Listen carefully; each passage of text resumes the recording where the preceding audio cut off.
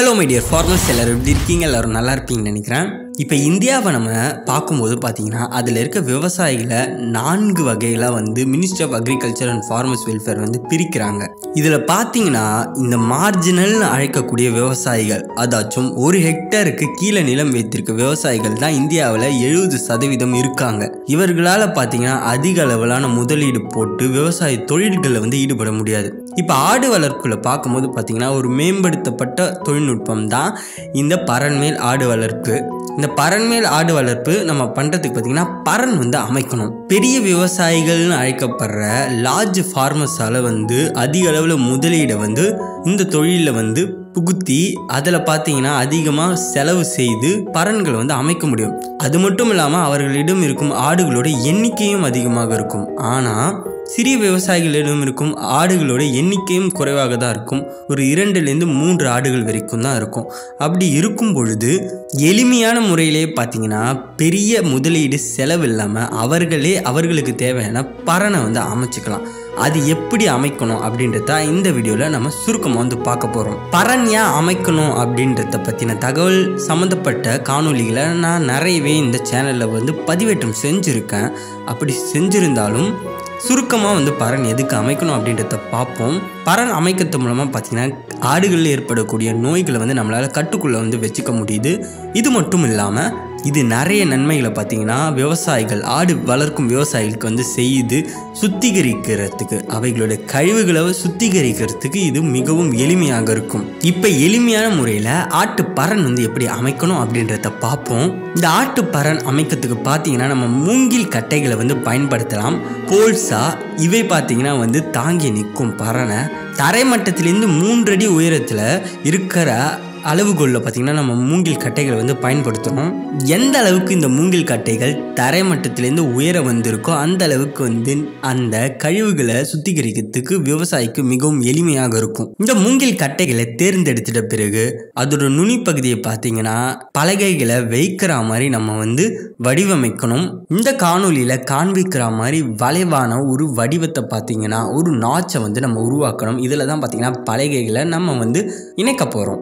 1/2 metre ஆழத்துக்கு ஒரு குழி தோண்டி அந்த குழியில் பார்த்தீங்கன்னா இந்த மூங்கில் கட்டைகளை நம்ம நல்லா பதிய வைக்கணும்.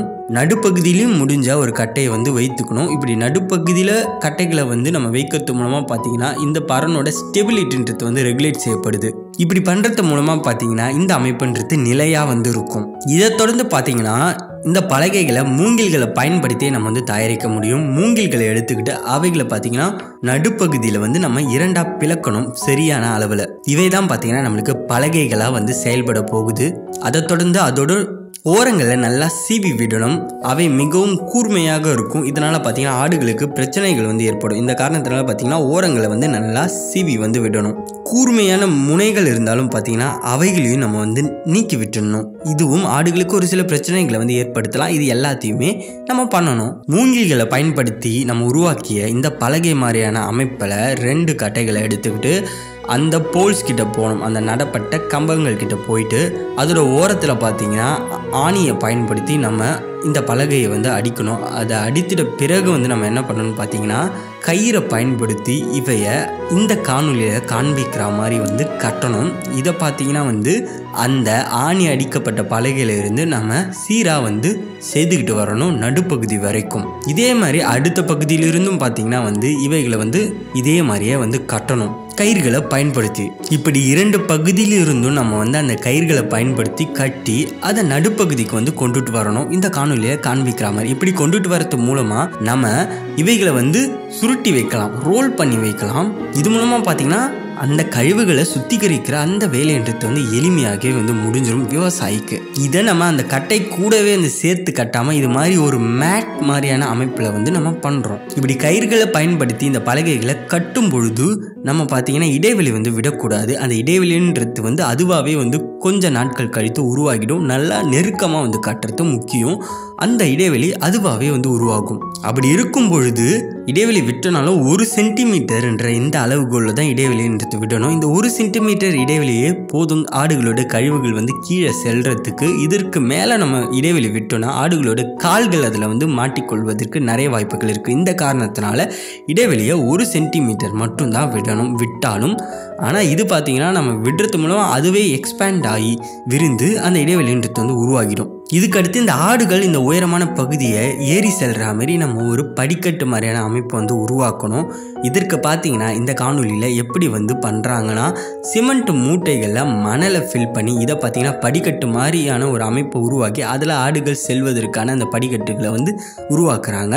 ஸோ இது மூலமாகவும் பார்த்திங்கன்னா விவசாயிகள் வந்து இந்த ஆடுகளை மேலே ஏறி இறக்கி விடலாம். இப்படி தான் பார்த்திங்கன்னா எளிய முறையில் ஆடுகளுக்கு நம்ம பரண் அமைக்கலாம். இப்படி ஆடுகளுக்கு பரண் அமைக்கும் போதும் நம்ம அந்த இடத்த சுத்திகரிக்கிறதுன்றது மிகவும் எளிமையாக இருக்கும். இது மட்டும் இல்லாமல் நோய் பரவலும் பார்த்திங்கன்னா மிகவும் குறையும். நோய் பரவல் மிகவும் குறைந்தால் இறப்பு விகிதம் குறையும். இதனால் பார்த்திங்கன்னா விவசாயியோட வருமானம் கூடும். குறிப்பாக பார்த்திங்கன்னா ஏழ்மை நிலையில் இருக்க விவசாயிகளுக்கு இது மிகவும் பயனுடையதாக இருக்கும். 2 ஆடு 3 ஆடு வைத்திருக்கும் விவசாயிகளுக்கு இந்த காணொலியை மறக்காமல் வந்து பகிர்ந்து விடுங்க.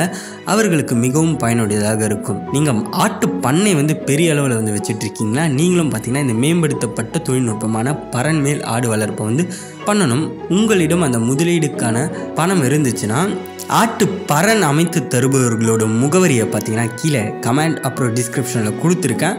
நீங்கள் அவர்களை தொடர்பு கொண்டு நீங்கள் வந்து இந்த ஆட்டு பரணை வந்து அமைத்துக்கலாம். இது மாதிரியான வேளாண்மை சார்ந்த தொழில்கள் பற்றின விளக்கங்கள் வந்து டெக்குழவனில் வந்து பகிரப்படும். அந்த காரணத்தினால பார்த்தீங்கன்னா டெக்குழவனை சப்ஸ்கிரைப் பண்ணுங்கள். விவசாயம் பற்றின அறிவியல் பூர்வமான தகவலை வந்து தெரிஞ்சுக்கிறதுக்கு இந்த காணொலி பிடிச்சிருந்துச்சுன்னா மறக்காமல் லைக் பண்ணிவிடுங்க. இப்போ ஆட்டு பரணோட முக்கியத்துவம் சம்மந்தப்பட்ட ஒரு காணொலி வந்து இப்போ வரும். அதை கிளிக் பண்ணி பார்க்கணும்னு நினைக்கிறவங்க பாருங்கள். இது மாதிரி இன்னொரு பயனுடைய தகவலோட அடுத்த காணொலியில் உங்களை சந்திக்கிறேன். அது வரைக்கும் உழுவோம் உயர்வோம். நன்றி. தேங்க்யூ.